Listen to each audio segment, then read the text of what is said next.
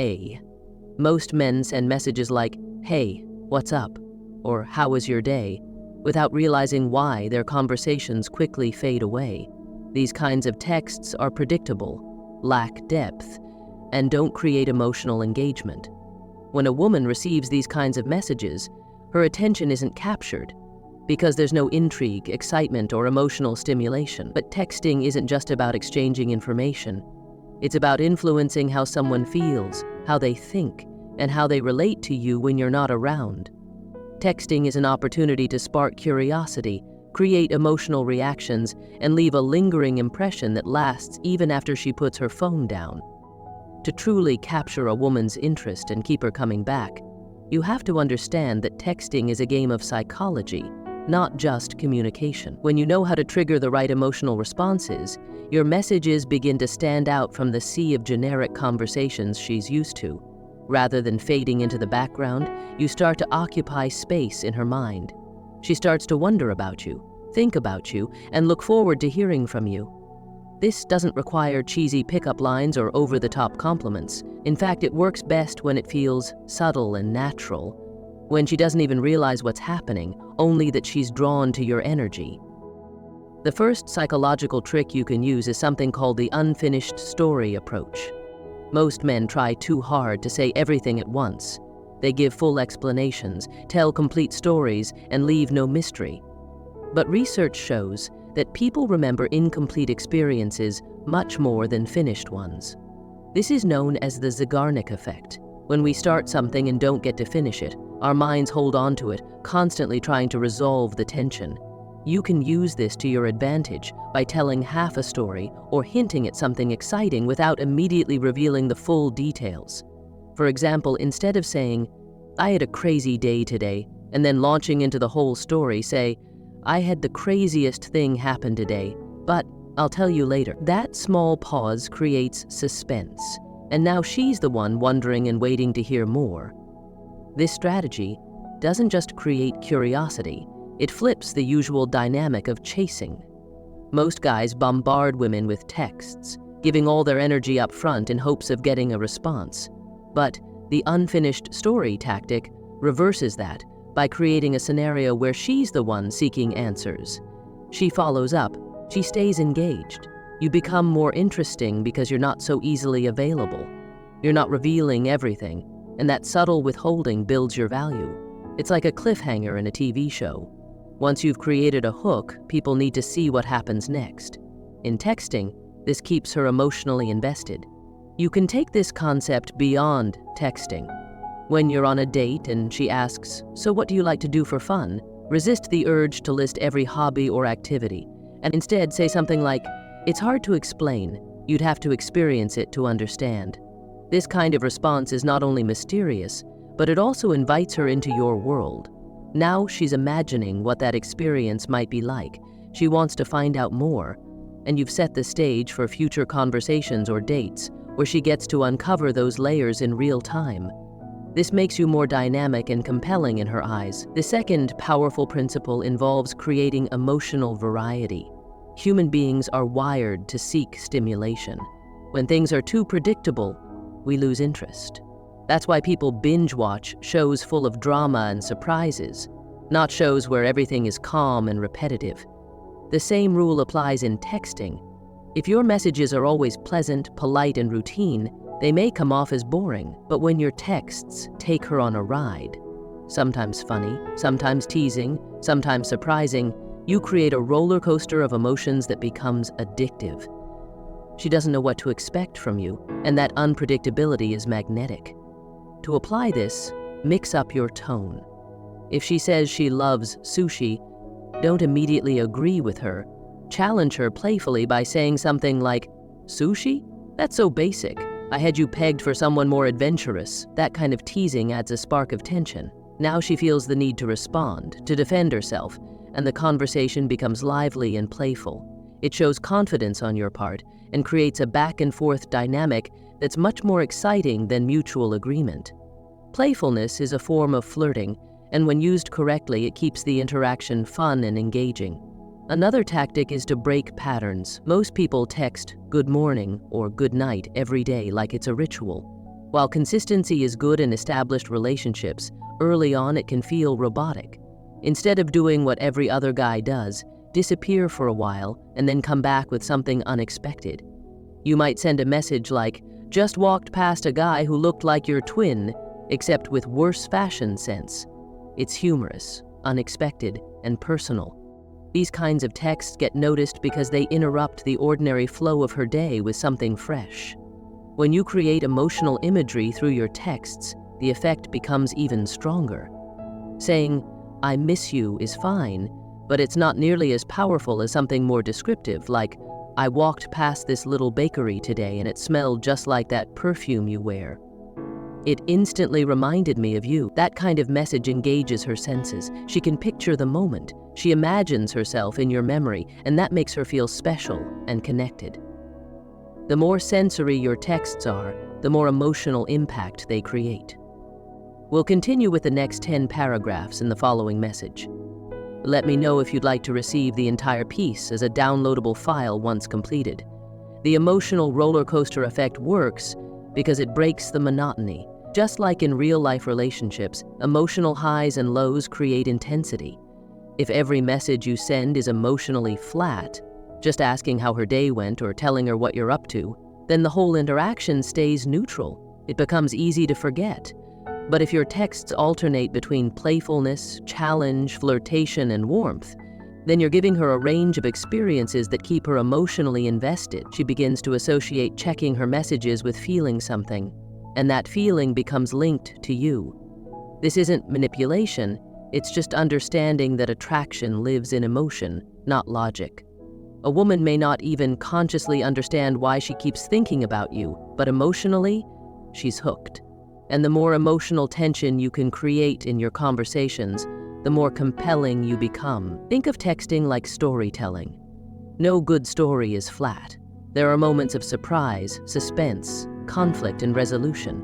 You want your texts to have the same energy, to feel like a story she wants to keep following, not just a series of updates about your day. Now comes one of the biggest shifts in texting dynamics, the reverse chase strategy. Most men text with the assumption that if a woman is slow to reply or give short answers, they should compensate by trying harder. They send more messages, try to be more interesting, or ask more questions. But what actually happens is the opposite of what they want. The more you chase, the more she withdraws. Because people don't value what comes too easily. If your attention feels automatic and guaranteed, it loses its value. That's why the reverse chase works so well. It makes your attention something she has to earn. When you match her energy instead of overwhelming her with more, the dynamic begins to shift. If she takes hours to respond, you take even longer. If her messages are short, yours are shorter. This isn't to be cold or rude. It's about resetting the balance of effort. When she sees that you're not overly eager, it makes her question what you're thinking. She starts wondering why you're not as invested. She becomes more curious, and that curiosity leads her to check her phone more often, to send longer replies, to try harder. That's when you can begin rewarding her again, but only once she's shown engagement. This method mirrors a psychological principle called intermittent reinforcement. It's the same principle that slot machines use to keep people addicted. When a reward comes at unpredictable intervals, the brain becomes obsessed with chasing it. In texting, if you constantly reward a woman with long, engaging messages no matter what she sends, there's no mystery. But when your energy varies, and when you only become more attentive after she shows genuine interest, she starts craving your attention. It feels like a prize, not a given. Let's take an example. Say you text her, "Hey, I found this awesome little cafe today, you'd love it." And she replies 5 hours later with something lukewarm like, "Nice, what's it called?" Most guys would answer immediately with the name and maybe some extra detail. But with the reverse chase strategy, you wait. Maybe you reply several hours later with something like, "Can't remember the name, but they had the best espresso I've ever had." Now you've withheld some detail, you've taken your time, and you've shown her that you're not sitting around waiting for her to reply. That puts the emotional power in your hands.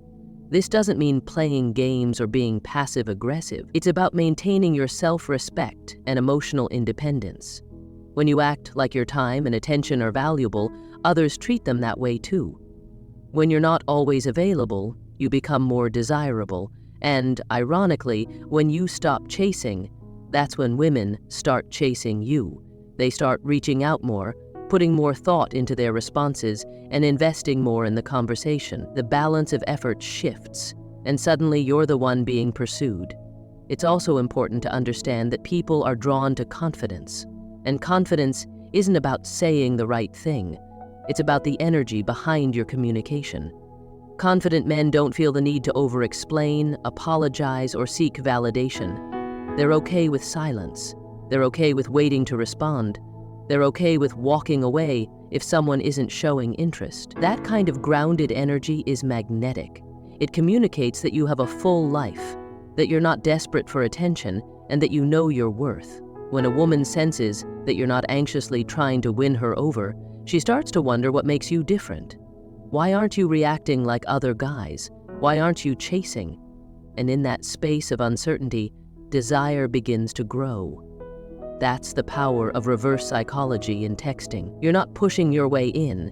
You're creating space that pulls her toward you. And once she feels that pull, she'll start doing more to keep your attention.